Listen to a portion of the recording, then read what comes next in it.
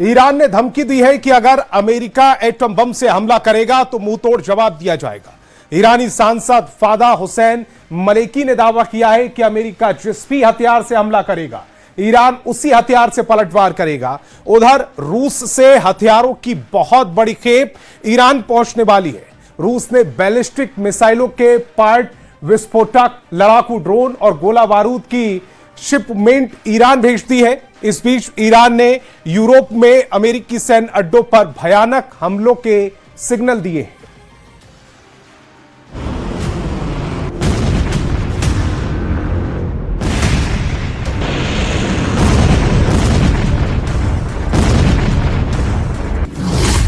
युद्ध के सीन से इजराइल आउट हुआ तो यूएई की एंट्री हो गई है। खाड़ी युद्ध में ट्रंप के साइलेंट होते ही पुतिन ने बड़ा गेम कर दिया है। यह युद्ध हर दिन नए मोड़ ले रहा है। जहां कभी अमेरिका हावी था, वहां अब ईरान अपनी मनमानी कर रहा है। ईरान ने धमकी दी है कि ट्रंप ने 12 दिन के युद्ध के बाद बार बार धोखा दिया है, उसे अब ईरान बर्दाश्त नहीं करने वाला। رو جلو ببره ولی یک سری اصول ثابت داره سیاست خارجی ما که هر دولتی سعی میکنه اونها رو به جلو ببره. در دولت آیت ट्रंप का खतरनाक जंगी बेड़ा ईरान की तरफ तेजी से बढ़ रहा है। यूएसएस जॉर्ज वॉशिंगटन के डेक से तनातन जंगी जेट उड़ रहे हैं। ये वॉर ट्रेलर अमेरिका ने संयुक्त अरब अमीरात पर मिसाइल हमले के बाद रिलीज किया है। ट्रंप फोर्स का इस वक्त दिमाग बहुत ज्यादा खराब हो रखा है। जंगी बेड़ों से टेक ऑफ करते जंगी जेट की आग ट्रंप के गुस्से को बयां कर रही है, क्योंकि ईरान की तरफ से मिल रहे चैलेंज का कोई जवाब अमेरिकी सेना नहीं दे पा रही है। ऊपर से प्रेसिडेंट डोनाल्ड ट्रंप ने ईरान पर एक्शन लेने में ज्यादा टाइम ले लिया है कि अब अमेरिकी कैंप में टेंशन बढ़ने लगी है। उधर ईरान ने अमेरिका से जमीनी युद्ध की फूल प्रूफ तैयारी का ऐलान कर दिया है।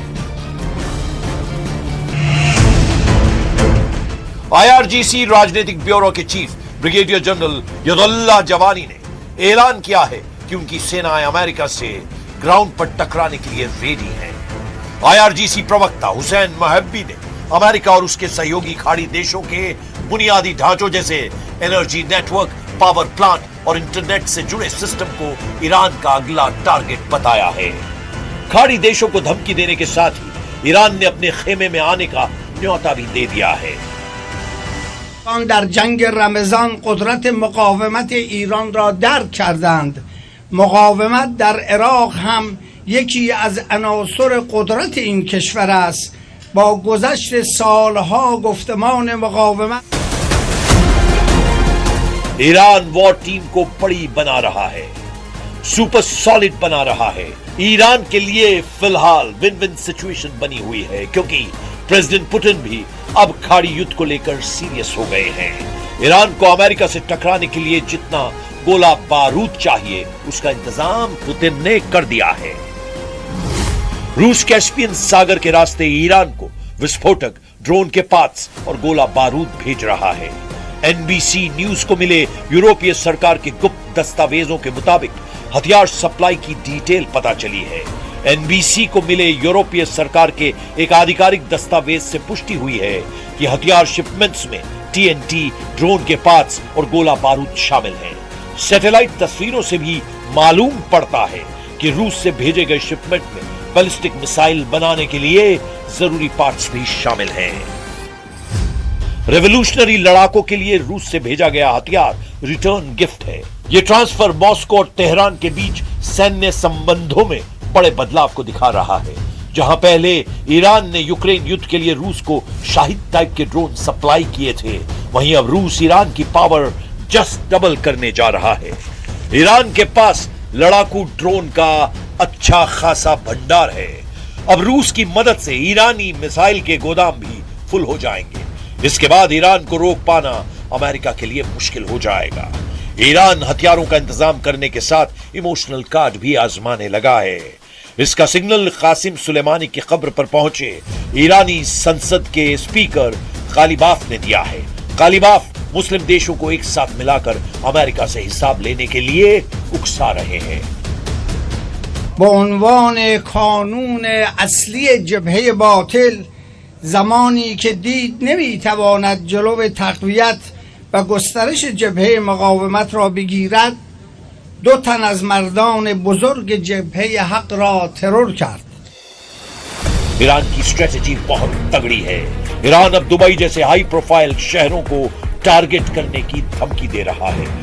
उधर ट्रंप फोर्स को जॉर्डन में मिले झटके से उबर पाना मुश्किल हो रहा है।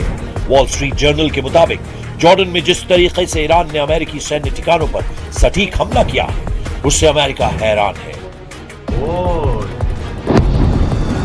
अमेरिका को लग रहा था कि चीन के इनपुट से ईरान ने हमला किया है, लेकिन अब इस्लामिक रेवोल्यूशनरी गार्ड्स ने दावा किया है कि जॉर्डन के अंदर से उन्हें मदद मिली है।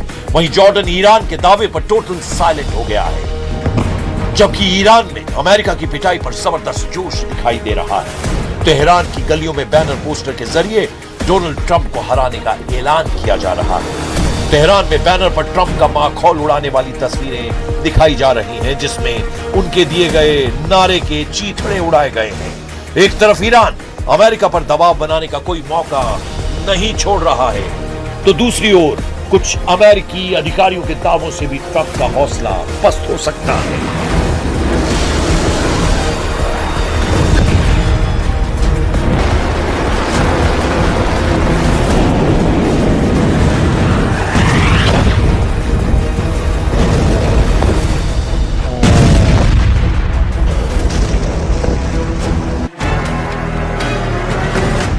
क्योंकि एक अमेरिकी अधिकारी ने दावा किया, अमेरिका के पास ईरान के खिलाफ लंबा युद्ध लड़ने लायक मिसाइलें नहीं हैं। ब्रिटेन के अखबार टेलीग्राफ ने एक रिपोर्ट छापी, जिसमें उसने एक अमेरिकी अधिकारी को कोट किया और लिखा कि अमेरिका ईरान के साथ लंबे और बड़े सैन्य संघर्ष के लिए अपनी ताकत बढ़ा रहा है, लेकिन उसके सामने हथियारों और मिसाइलों के भंडार की कमी एक बड़ी चुनौती बन रही है। रिपोर्ट के हिसाब से अमेरिकी रक्षा अधिकारी को चिंता है कि अमेरिका को अपने रणनीतिक हथियार के भंडार को बनाए रखना है, क्योंकि चीन और रूस के मोर्चे पर भी अमेरिका को हथियारों की जरूरत पड़ सकती है।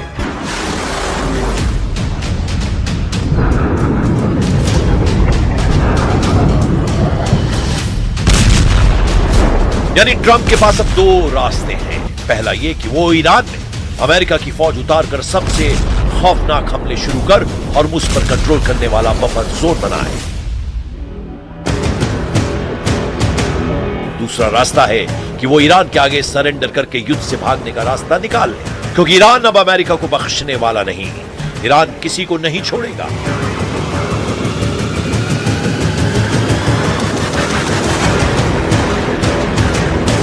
ईरान सभी दुश्मनों का दम उखाड़ कर रुकेगा। वो अमेरिका है, इजराइल है या फिर खाड़ी देशों में ट्रंप परस्त कोई भी दुश्मन। अब ईरान की रेंज में अमेरिका का एक अड्डा आ गया है, जिन्हें बचाने के लिए डोनाल्ड ट्रंप ईरान में सेना भेजने का प्लान बना रहे हैं। मकसद हॉर्मुज के करीब बफर जोन बनाना है, जिससे ईरान तेल के जहाजों को निशाना न बना पाए। साथ ही अमेरिका ने अगर ईरान की जमीन पर कब्जा जमाया तो ईरान की लाइफलाइन कट सकती है।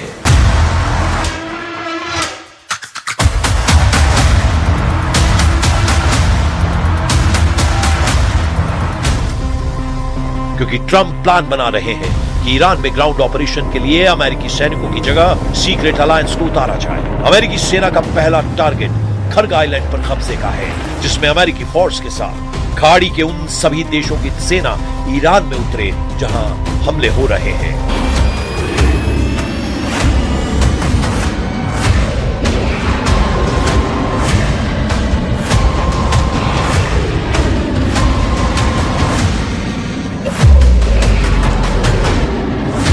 मगर इस मिशन में अमेरिका के साथ क्या हो सकता है, उसका नफा नुकसान तौला जा रहा है।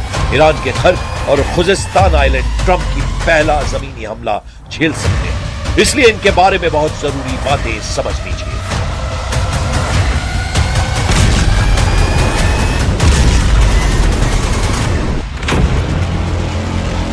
मैप पर देखिए, यह है खर्ग द्वीप, ये फारस की खाड़ी में है, जबकि मेनलैंड ईरान में है। ये जगह है खुजिस्तान। इस इलाके में ईरान का बॉर्डर इराक से लगता है। ये दोनों जगह इस वक्त युद्ध के हॉट पॉइंट बने हुए हैं। खर्ग द्वीप पर ईरान के तेल निर्यात का टर्मिनल है, यहीं से उसके 90% तेल का निर्यात होता है।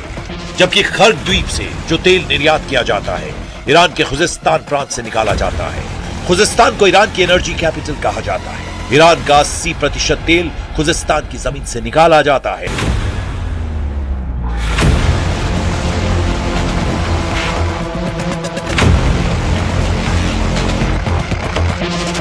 जाहिर है ईरान अपने पावर हाउस को बचाने के लिए पूरी ताकत झोंक देगा।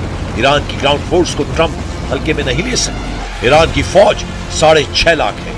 इसके अलावा पैरा मिलिट्री फोर्स 2.5 लाख के बराबर है, जबकि ईरान में एक्टिव बसेस फोर्स 20 लाख तक हो सकती है।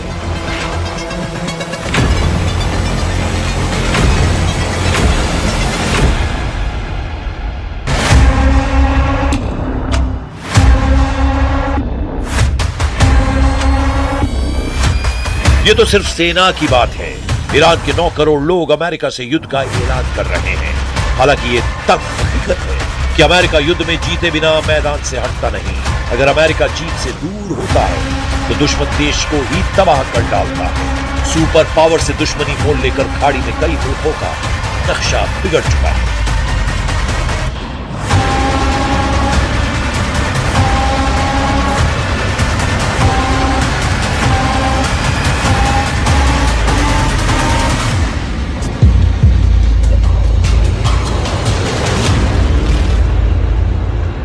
अभी ईरान पर ट्रंप सिक्योरिटी का बहाना बनाकर हमला कर रहे हैं। चुने हुए ठिकानों पर धमाके हो रहे हैं। जिस दिन अमेरिका ने फुल स्केल वॉर शुरू की, यकीन मानिए बर्बादी का अंदाजा लगाना मुश्किल हो जाएगा।